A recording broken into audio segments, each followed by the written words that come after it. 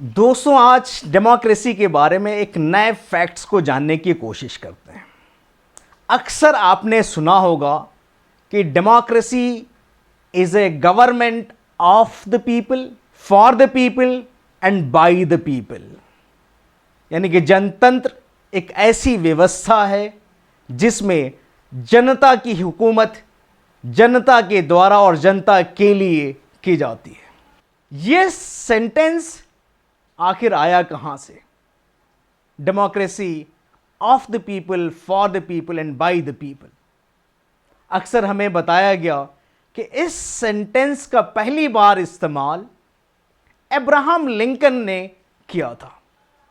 Abraham Lincoln जो United states of America के 16वें राष्ट्रपति थे, उन्होंने 19 नवंबर 1863 को गेटिसबर्ग में एक एड्रेस किया।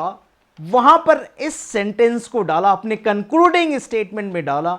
ये जो गेटिसबर्ग का एड्रेस है अब्राहम लिंकन का, वो 272 वर्ड्स में है, लेकिन ये 272 वर्ड्स का स्पीच इतना पावरफुल हुआ कि सारी दुनिया में एक मॉडल पब्लिक ओरेटरी के नाम से जाना जाने लगा। लेकिन आज हम ये जानने की कोशिश करते हैं कि क्या यह सेंटेंस ओरिजिनली अब्राहम लिंकन का है? क्या अब्राहम लिंकन ने इस सेंटेंस को पहली बार इस्तेमाल किया था? अगर आप तारीख उठा के देखें, अगर आप थोड़ी सी लिटरेचर सर्च करें, तो आपको पता चलेगा दैट विलियम हर्नडन, जो एक लॉ पार्टनर हुआ करते थे अब्राहम लिंकन के, उन्होंने 1888 में अब्राहम लिंकन की एक बायोग्राफी लिखी।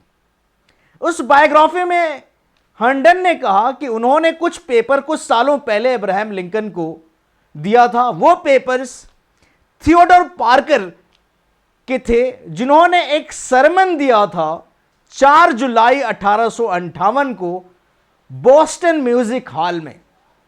और उस सरमन से इतने इंप्रेस्ड थे अब्राहम लिंकन कि उन्होंने उस पॉइंट को एक पेपर पे जॉट डाउन किया, जिसका इस्तेमाल उन्होंने गेटिसबर्ग एड्रेस में किया था।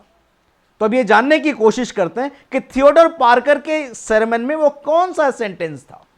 थियोडोर पार्कर का वो सेंटेंस है कि democracy is a self direct government over all the people, by all the people and for all the people.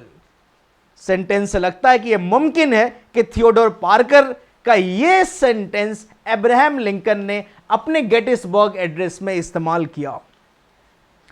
लेकिन कुछ दिनों पहले की बात है, डैनियल वेबस्टर ने, जो एक मशहूर सेनेटर थे यूनाइटेड स्टेट्स ऑफ अमेरिका के, उन्होंने अपने एक फेमस रिप्लाई, जो हेन को जो सेकेंड रिप्लाई दिया था यूनाइटेड स्टेट्स ऑफ अमेरिका के सीनेट में, उन्होंने इसी तरह की एक मिलती जुलती बात कही थी।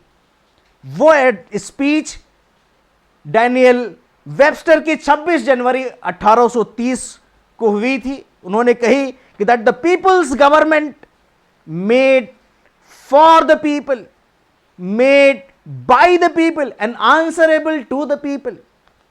और इसी तरह के मिलते जुलते हुए आइडियाज का इस्तेमाल जेम्स मुनरो में, जो वो भी प्रेसिडेंट हुआ करते थे यूनाइटेड स्टेट्स ऑफ अमेरिका के, उन्होंने भी इस्तेमाल किया था। अब सवाल ये है कि ये जो मॉडल सेंटेंस है डेमोक्रेसी के बारे में, जिसका इस्तेमाल जेम्स मुनरो ने भी किया, डैनियल वेबस्टर ने भी किया, थियोडोर पार्कर ने भी किया, अब्राहम लिंकन ने भी किया, ये क्या वाकई इन्हीं लोगों के थे? अब इससे पीछे की और हम हिस्ट्री पे जाते हैं।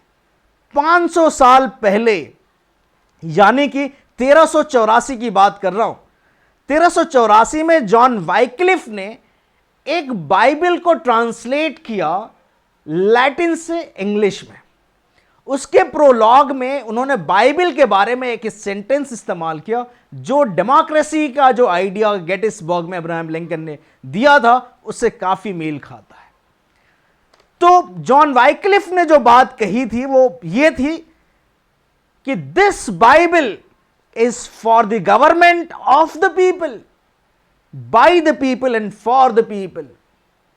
काफी देख सकते हैं कि उन्होंने उस बाइबल के बारे में कहते हैं, और वो सेंटेंस उस प्रोलॉग में जिक्र है जो ट्रांसलेट किया था उन्होंने लैटिन से अंग्रेजी में। मुमकिन है कि उससे पहले के जो स्पीकर्स थे वो उस सेंटेंस से गुजरे हुए थे, लेकिन एक और सोर्स की माने तो ये सेंटेंस जो है, ये जो आइडिया है, वो करीब 2000 साल पहले की है। जो ग्रीक टाइम्स में एक मशहूर पॉलिटिशियन हुआ करते थे, करीब 425 बीसी, जो पेलोपोनेशियन वॉर के दौरान काफी पॉपुलर रहे और उन्होंने काफी हॉकिश अप्रोच की नुमाइंदगी की थी, जिनका नाम था क्लियोन। उन्होंने एक कंपटीटर भी थे पेरिकल्स के, उनके मर जाने के बाद वहां की नुमाइंदगी जो है एथेंस की क्लियोन के हाथ में आई। तो उन्होंने भी एक फ्यूनरल स्पीच के दौरान एक बात कही, एक शासक के बारे में, एक रूलर के बारे में, that the great leader is of the people, bye the people and for the people. So friends, कि जो अब्राहम लिंकन से जोड़ी जाती है डेमोक्रेसी का वो डेफिनेशन, उसका रूट हमें ग्रीक टाइम्स के पॉलिटिशियन क्लियोन से मिलता है। तो ओरिजिनल क्रेडिट हमें क्लियोन को देना चाहिए। Thank you so much. हम अगले वीडियो में मिलेंगे किसी नए फैक्ट्स के साथ। तब तक के लिए ख्याल रखिए।